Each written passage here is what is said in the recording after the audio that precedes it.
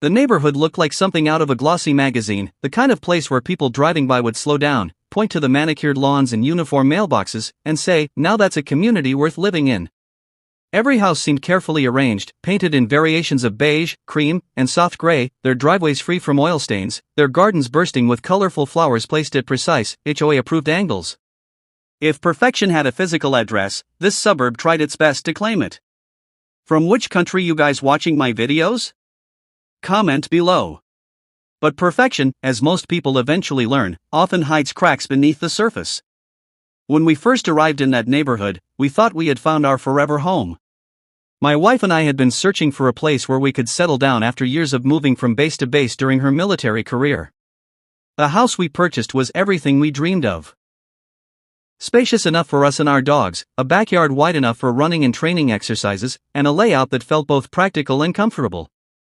For the first time in years, my wife, a retired military K9 handler, felt she could breathe without the constant shadow of deployment looming overhead. Her dogs were not just pets. They were family, battle-tested companions who had served with her overseas. 2 German Shepherds, Max and Shadow, and a Belgian Malinois named Ranger. Each of them had stories written in their eyes, scars hidden beneath their fur, and a loyalty that could not be broken by time or circumstance. They had been trained to detect threats, follow commands without hesitation, and most importantly, protect the one person who had stood by their side through everything, my wife. In those early days, the peace of the neighborhood felt almost too good to be true. The dogs adjusted quickly, enjoying the yard, walking alongside my wife every morning with their calm but alert demeanor. We believed, perhaps naively, that the neighbors would admire their discipline and training, maybe even feel safer knowing such capable animals lived nearby. We were wrong. It began with stares. Not the casual glance of curiosity, but long, watchful eyes peeking through blinds, lingering at the end of driveways, following the movement of the dogs as if waiting for them to make a mistake. The stares were quickly followed by whispers. People spoke in hushed tones, their words carried just far enough on the evening breeze for us to catch fragments: dangerous, unfit for the neighborhood, shouldn't be allowed.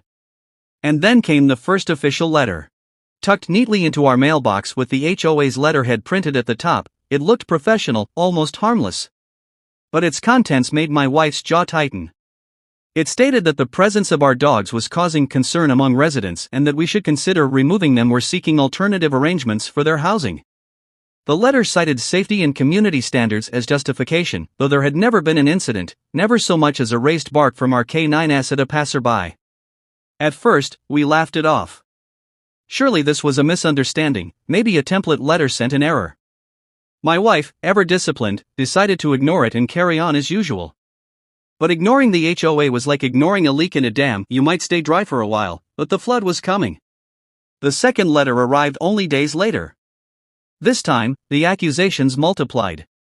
They claimed our grass was half an inch longer than permitted by HOA regulation.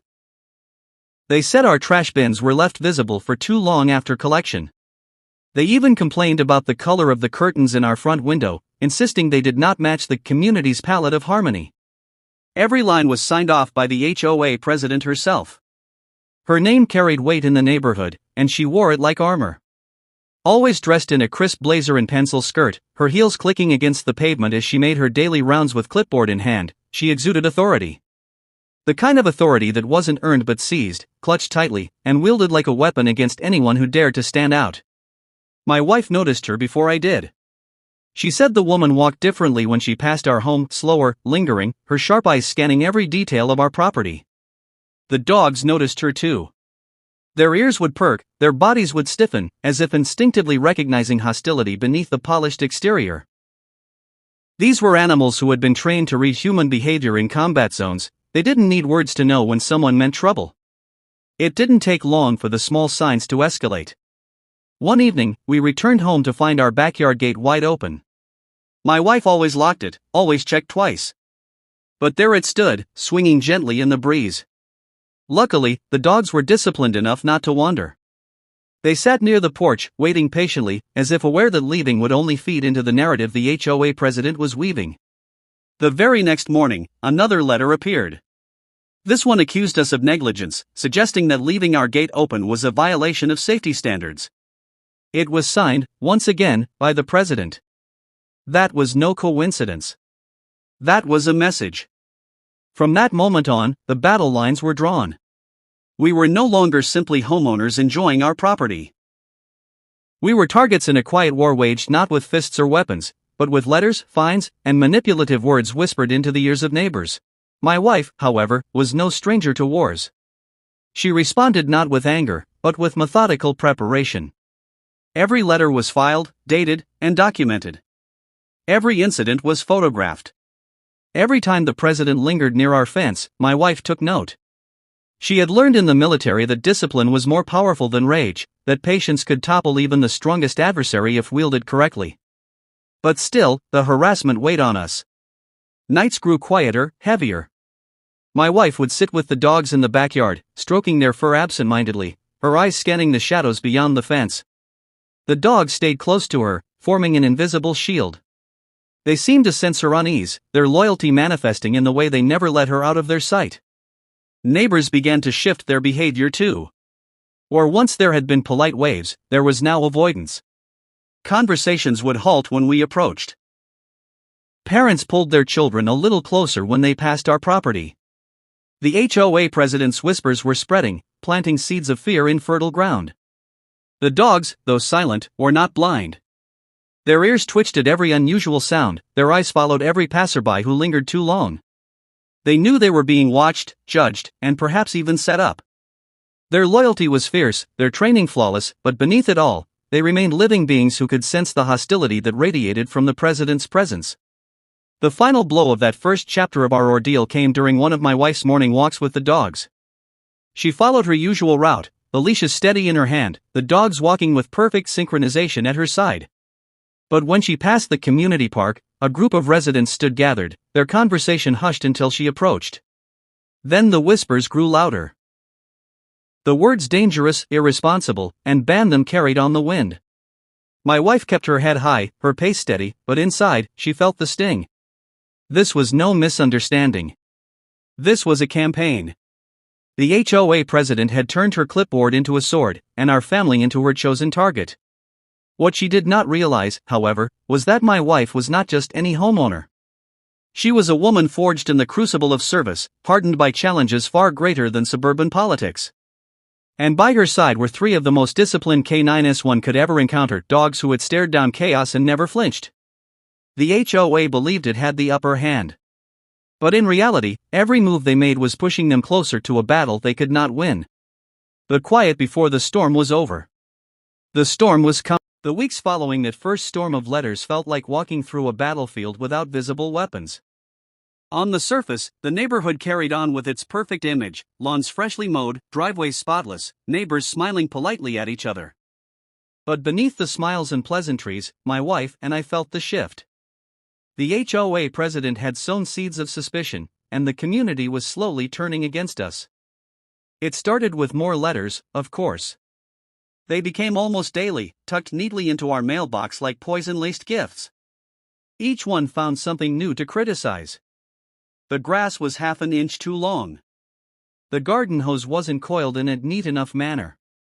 Our mailbox had excessive wear, despite being newly painted. Even the position of our cars in the driveway became a topic of official concern, as though parking one tire slightly off-center was a crime worthy of punishment. The tone of the letters grew sharper, more aggressive. Where once they suggested consideration, now they demanded immediate action. Fines were threatened. Legal language appeared, carefully crafted to intimidate. The HOA president's signature at the bottom gleamed like a stamp of superiority, her name written in a flourish as if to remind us that she alone controlled our fate in the neighborhood. But my wife, seasoned by years of military service, did not bow to intimidation. Instead, she grew more methodical. She kept a binder now, filled with every letter, every notice, every fine. She photographed the mailbox, the driveway, the curtains, the grass, and even the angle of the trash cans. She logged dates, times, weather conditions, and anything else that could dismantle the HOA's claims. Her discipline was unshakable, her strategy precise. The dogs felt the tension as well. Their instincts sharpened, their patrols of the yard more focused. At night, they paced silently, ears twitching, eyes scanning the shadows. They seemed to understand that danger was no longer theoretical but present, lurking, waiting for a moment of weakness. Their loyalty to my wife was unyielding. They had been trained to protect her in combat zones. They would protect her here too, even if the battleground was a suburban cul-de-sac instead of a war zone. The president's campaign spread beyond letters. Soon, she began rallying others. A board meeting was called, and flyers were posted around the neighborhood. The language of the notice made it sound like a community safety issue, urging residents to attend and voice their concerns about the supposed dangers posed by our household. When the day of the meeting came, my wife and I attended, sitting quietly in the back while the president took center stage. Dressed in her sharpest blazer, clipboard in hand, she stood at the podium as though she were presiding over a courtroom. Her voice carried authority as she listed our supposed infractions: dangerous dogs, repeated violations of lawn care, failure to maintain community harmony. Each word was carefully chosen to paint us as reckless, unfit neighbors. Murmurs of agreement rippled through the crowd. Neighbors who once smiled at us now nodded along with the president, their eyes shifting uncomfortably in our direction. Some looked convinced, others merely pressured by the social weight of the HOA's authority. But in that moment, we felt the full weight of isolation. The neighborhood had chosen sides, and most were too afraid or too eager to resist the president's influence. My wife didn't speak at that meeting. She didn't argue, didn't rise to the bait. Instead, she sat tall, her hands resting calmly on her knees, her face unreadable. But her silence was not weakness. It was strategy. She was gathering information, observing her opponent, and letting the president reveal just how far she was willing to go. After the meeting, the hostility became bolder. Signs appeared on lampposts, crudely written, "Keep dangerous dogs away." Trash cans were deliberately knocked over in the night, leaving garbage strewn across our lawn. Packages we ordered disappeared before we could collect them. Once, we found footprints pressed into the soft soil of our backyard, leading straight to the fence. Someone had been inside. The trespassing shook us most. My wife's military instincts flared, her mind racing through scenarios and countermeasures. She reinforced the locks on the gates, installed cameras at every corner, and adjusted the dogs' routines so they were always alert during vulnerable hours. She didn't show fear, but I could see it in her eyes at night when she sat awake, listening for noises outside. The president, however, mistook our silence for weakness. She interpreted our refusal to engage as submission, as though her campaign was working. She grew bolder, more direct, and less cautious. And in her overconfidence, she began to cross lines even the HOA's power could not protect her from. The battle was no longer about lawn care or trash cans. It was about control, power, and humiliation. The president wanted victory at any cost. But what she failed to see was that her actions were forging her downfall. Every letter, every fine, every trespass was evidence. And my wife was recording it all with the precision of a soldier keeping track of enemy movements.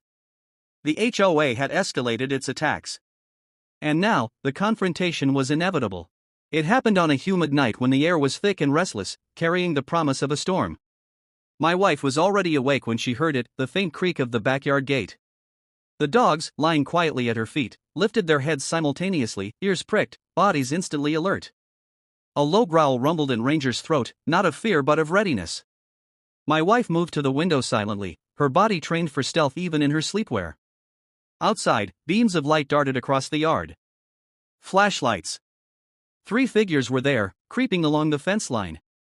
And at the center of them, unmistakable even in the darkness, was the HOA president, clipboard tucked under her arm, as if even in the act of trespassing she needed her symbol of authority. The 2 men with her other board members whispered nervously, pointing their lights at the ground, snapping photos, and muttering about violations.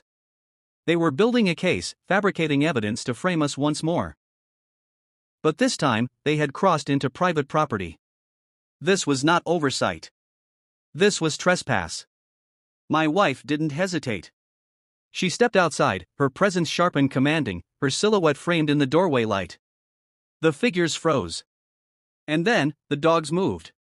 Max, Shadow, and Ranger flowed past her like shadows with purpose, forming a protective line in front of her. Their bodies were rigid, their eyes locked on the intruders, their movements precise. Not a single bark tore through the night, not a single step was wasted. They advanced only far enough to draw a line in the dirt, a silent warning that no further trespass would be tolerated. The effect was immediate.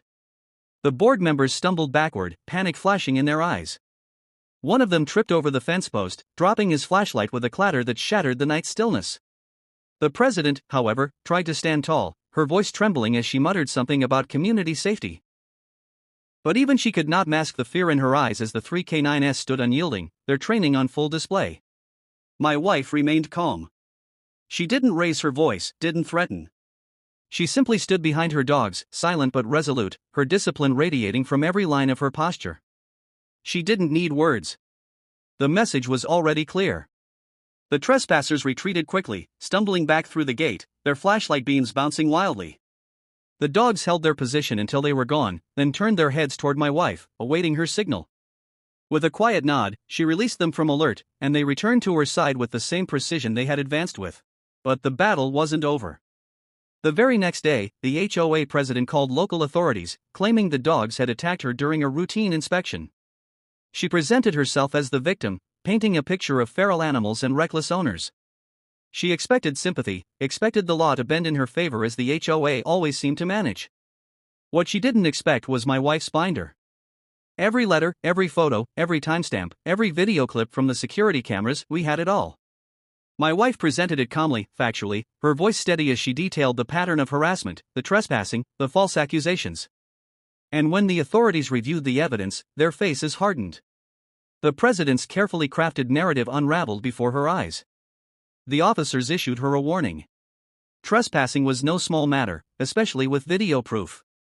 And the dogs, far from being aggressive, were shown to be disciplined protectors acting within their training. The president left that meeting humiliated, her authority weakened, her credibility questioned. But humiliation can be more dangerous than power. A cornered opponent is often the most reckless. And so, while she retreated temporarily, the HOA president was not finished. She was planning something bigger, something public, something she believed would end us once and for all. The HOA president made her final move on a warm Saturday evening. She gathered her loyal supporters and marched to our property like a general leading her troops. With phones recording and neighbors watching, she planned to provoke the dogs into aggression, capturing it on camera as undeniable proof that they were dangerous and had no place in the neighborhood.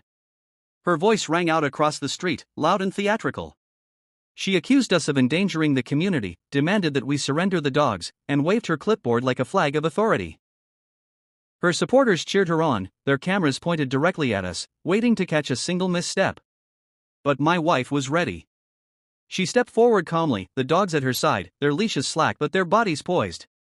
They stood not as wild animals, but as trained guardians, their every movement measured and precise. They did not bark. They did not lunge. They simply stared, their gaze steady, their presence commanding. The crowd grew restless. Whispers turned to shouts, some urging the dogs to react, others waiting eagerly for chaos. And then, one of the president's supporters stepped too close, clapping his hands loudly, trying to startle them. The response was instantaneous. The dogs surged forward a single step, their bodies aligned, blocking the intruder with flawless coordination. Their muscles tensed, their eyes locked, their training radiating in every controlled motion.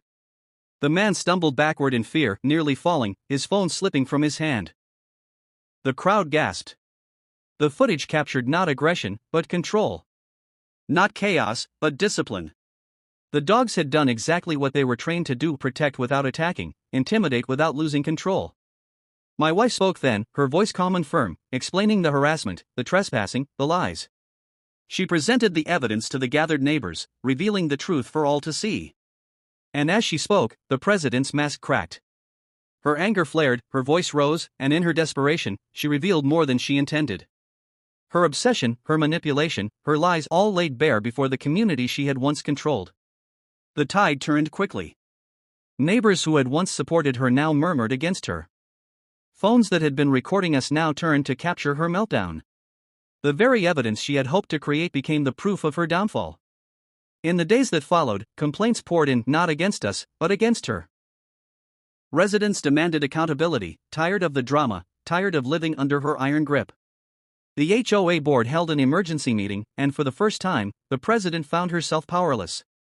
Her title was stripped, her authority dissolved, her reputation shattered. Peace returned to the neighborhood, but it was not the artificial peace enforced by rules and fines. It was the genuine peace of a community freed from tyranny. My wife and her dogs walked through the streets again, heads held high, neighbors offering apologies and even gratitude.